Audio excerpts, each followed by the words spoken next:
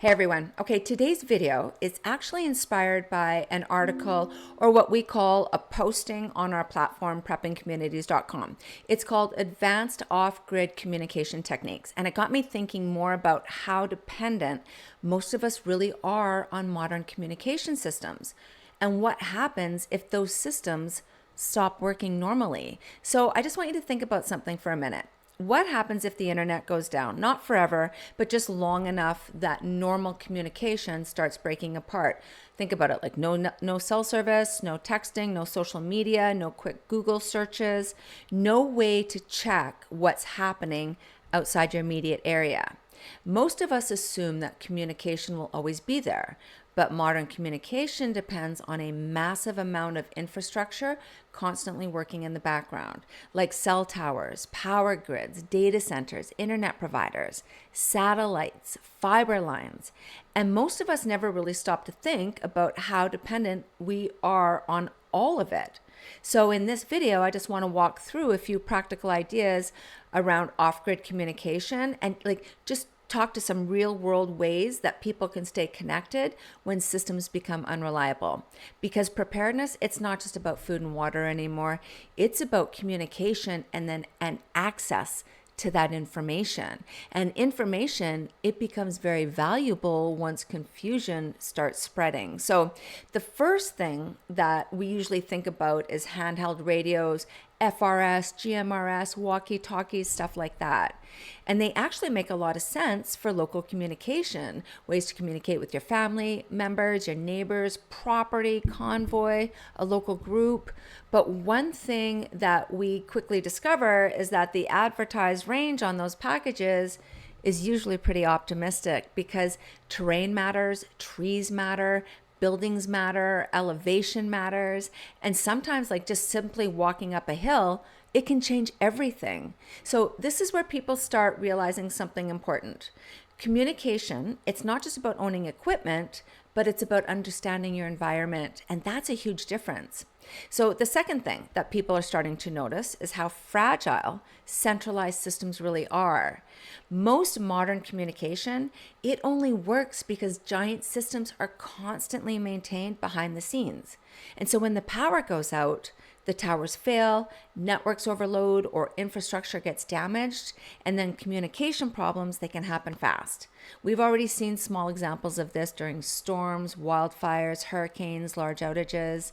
That's also why more people are slowly getting interested in things like the ham radio again, not because they think the world is ending tomorrow, but because they're realizing that independent communication still matters. And one thing that has surprised me while researching this topic is how much range has less to do with power, but more to do with the setup. Like a good antenna in a good location can outperform a much more expensive system set up badly. Because we always think more watts, more power, bigger radio, but sometimes elevation and antenna placement matter more than expensive gear. And then I think this connects to a bigger preparedness lesson too, that a lot of resilience comes from understanding systems, not just buying stuff. Okay, another thing that people overlook is communication discipline. I know it sounds a little boring, but it matters. Short messages, clear messages, not talking nonstop, actually practicing, because equipment you never practice with usually fails once the stress shows up. Even something simple like just trying the radios during a camping trip or a road trip, it'll teach you a lot really quick. You'll figure out what works, what doesn't, where dead zones are, how batteries drain, how hard it is to hear during bad weather. I think that kind of practical learning is usually way more valuable than endlessly watching videos. And then another interesting area that's growing right now is mesh networking. And this stuff is pretty fascinating because instead of relying on one central tower, these devices, they pass messages between each other. So kind of like building a small local communication web. Now, obviously that these systems still have limitations. The range matters, terrain matters, node placement matters, but it's just another example of people realizing that decentralized systems are becoming more important. And I think that that's one of the biggest preparedness shifts happening right now overall. People are starting to rethink dependency, not just like, do I have supplies, but how dependent am I on systems constantly functioning perfectly? Because modern life, it is incredibly convenient, but convenience and resilience, they are not the same thing. And that's probably one of the biggest mindset shifts that preparedness teaches people over time. So before we wrap up, guys, I also wanted to quickly mention preppingcommunities.com and Prepper Offline, because they both connect directly to what we talked about today. Prepping Communities, it's a completely free platform where preparedness-minded people can connect, share ideas, compare notes, join groups, and learn from one another. Use it when the communication infrastructure is up and working perfectly to help you in your preparedness plans. But when communication fails and you can't Google search or your way to preparedness information, this is why we created something called Prepper Offline.